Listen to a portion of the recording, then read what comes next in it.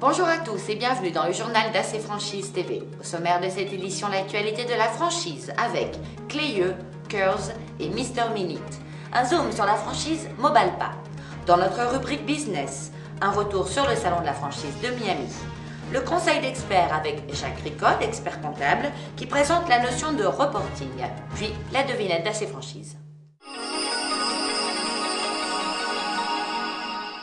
Dans l'actualité de la franchise, le tribunal de commerce de Chalon-sur-Saône a validé le 7 janvier le plan de continuation présenté par l'enseigne de mode enfantine Cléeux. C'est ainsi la fin du redressement judiciaire de Cléeux qui avait déposé le bilan en 2008. Cléeux, qui se recentre sur ses produits historiques en maille, va devoir fortement augmenter son chiffre d'affaires pour faire face à ses échéances de remboursement liées à un endettement net de 10 millions d'euros. Voici un réseau humain, concerné et uni dans l'action, le réseau des centres de remise en forme Curls, qui s'est fortement mobilisé pour venir en aide aux victimes du séisme qui a touché Haïti. Les fondateurs n'ont pas hésité à utiliser leur avion privé pour emmener des médecins et ramener des orphelins en attente d'adoption aux États-Unis.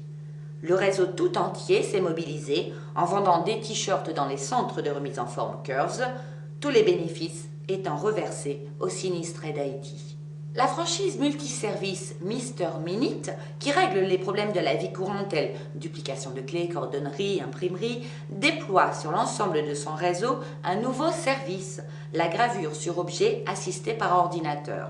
L'objectif affiché de l'enseigne, réduire les délais d'attente pour une grande majorité de travaux et donc proposer aux clients un service de gravure immédiat. Zoom sur la franchise Mobalpa. Enseigne du groupe Fournier, le cuisiniste de Mobalpa a fêté ses 60 ans en 2009 et s'adresse à une clientèle large de 35 à 65 ans avec un panier moyen de 8 000 € TTC. Mobalpa compte plus de 500 points de vente en concession, donc pas exactement en franchise, dans le monde et près de 300 en France. L'un de ses atouts principaux est d'assurer une présence tant dans les zones commerciales, propices à l'implantation de grandes surfaces, en moyenne de 200 à 300 mètres carrés, que dans les centres-villes, dans des boutiques adaptées à une clientèle citadine attirée par le design.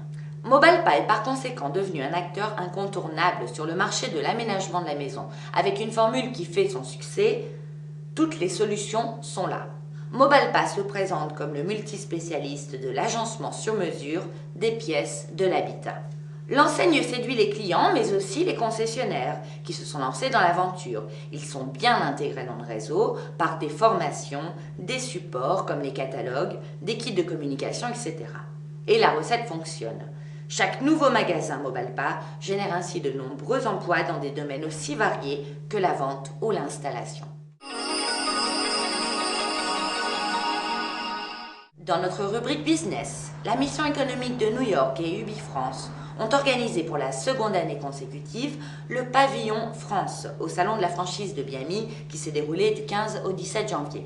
Il a regroupé cette année plus de 180 exposants venus de 12 pays et plus de 8000 visiteurs ont eu l'occasion de découvrir de nouvelles opportunités de développement aux États-Unis, mais aussi en Amérique latine et aux Caraïbes, et bénéficier de conseils de professionnels et des retours d'expériences de franchise déjà implantées. Les visiteurs venaient principalement des États-Unis bien sûr, mais aussi du Canada, du Mexique, de Colombie, d'Équateur et du Venezuela.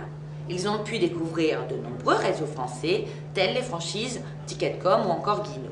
AC Franchise a participé à l'événement, notamment à travers AC Franchise TV pour la couverture web TV et franchisekey.com qui vous ouvre les portes de la franchise dans le monde non francophone et notamment sur le Mexique, l'Argentine et la Colombie.